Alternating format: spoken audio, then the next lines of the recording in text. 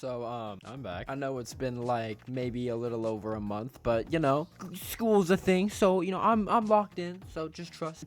I don't even like got an excuse for this little hiatus, man. But you know, the video's here, so woohoo! So, do you guys maybe remember PewDiePie's Tuber Simulator, the mobile game? Or like the other two mobile games he released for some reason? Why, yes, I do, Nimagos. What's your point here?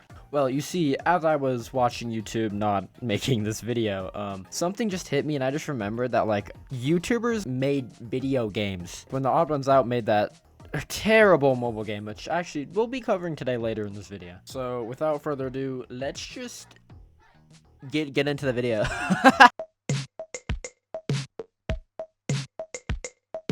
So, when I was researching this video, I vaguely remember there being, like, a lot more games made by YouTubers besides a few. And I'm not just talking about Mr. Beast being in Fortnite. Like, I'm talking more about games made by YouTubers directly or just inspired-ish, kinda. You get what I mean here. So, for the first game we're gonna be looking at here, it's probably the most popular one, and you probably know it the most. It's PewDiePie's Tuber Simulator. And even if you've never played it, you've definitely seen this advertisement for it before. What? You never played Tuber Simulator? You know it's fun, right? I'm not supposed to give my opinion, but give it a try, and then you can tell me if it's good or not. Which, I can't even hold you.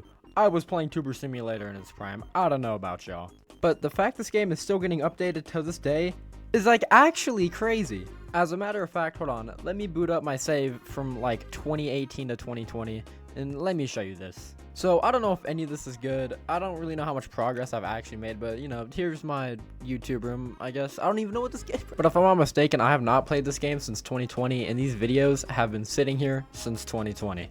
Oh my god. So, if you haven't got the gist of it, PewDiePie's Tuber Simulator is like a simulation game where you just make a bunch of videos, and you know, the goal is kind of just to grow your channel and by getting views, subscribers, and making a better room for yourself, you know, of course. So with all this being said, it kind of begs the question, is PewDiePie's Tuber Simulator good? And in all honesty, I can't say it's a bad game. I mean, I've literally been playing this since I was a little jit. Overall, as a game, it's definitely stood the test of time since 2016, you know, still getting updates today.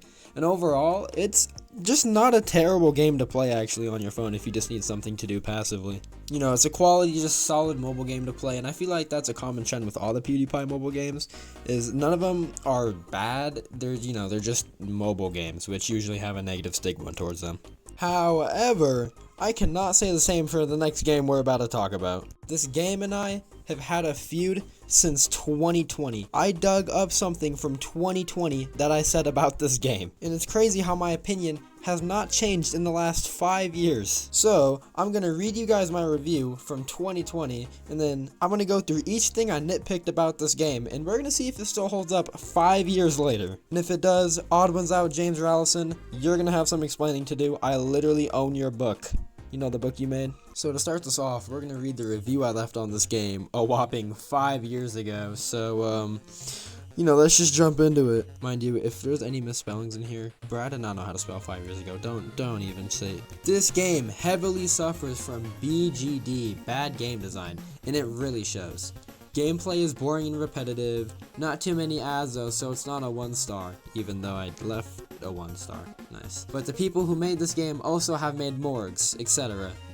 I believe they did actually make a Morgs game too, and you know, 2020 was prime Morgs 8. So when you play this, don't have high hopes because this game looks like it was made in 1 hour.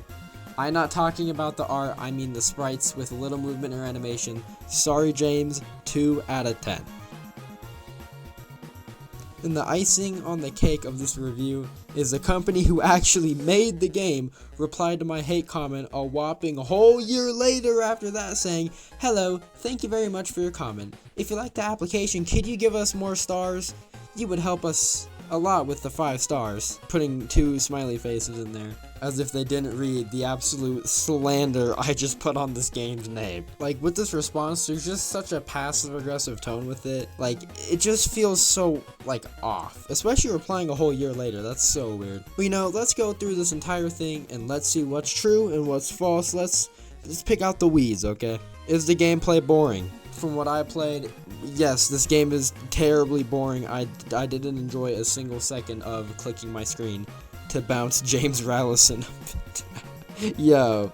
Is the game repetitive? Yes, you do the exact same thing every time with little to no difference besides like how fast you go. Not too many ads though, so it's not a 1 star. I don't remember. I could have changed the review actually to 1 star maybe after they said that out of spite, man. I don't really know. The sprites with little movement or animation. You know, coming from an animation YouTuber at the time, I was definitely expecting more out of this game that is clearly just an advertisement for his Netflix show, but that's not the point. And also it's some money for him. Yeah, something I didn't mention in this review 5 years ago is there's microtransactions out the wazoo. 2 on your screen, you click on the shops, there's just buttons everywhere for you to spend money. Money to remove ads, money for characters, it'll remove ads with the characters. And while doing research on this game itself, I did stumble upon a few YouTube videos saying there's like literal glitches in this game to get you to the very end. But I can't get them to work for some reason. I think they're patched. And if they're actually patched, which I don't know if they are or aren't, but if they took the time to patch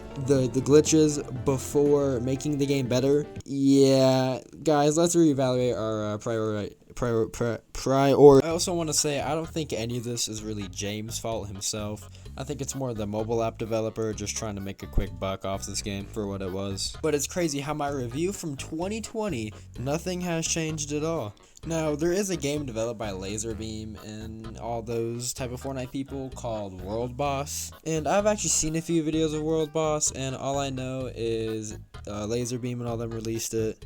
It didn't have many players to begin with, it doesn't have many players, and it's basically dead, and it's filled with microtransactions. Man, what is with these YouTubers and filling their games with microtransactions? Tuber Simulator has microtransactions, but they're not really in your face and all like, buy me now, buy the microtransactions, goddammit. But aside from people like Danny making full-fledged Unity games, surprisingly enough, I could only find these 3 games to use as an example for this video. And I really thought there was more like games. I don't know if I'm just like delusional or not, but I swear there was like so many more games that YouTubers made that I just glossed over. Actually, if I missed any, you should drop them in the comments, because I would actually like to see if I missed any, and you know, I'll even play them too and let you all know how I feel about them. The moral of the story of this video is play PewDiePie's Tuber Simulator in 2025.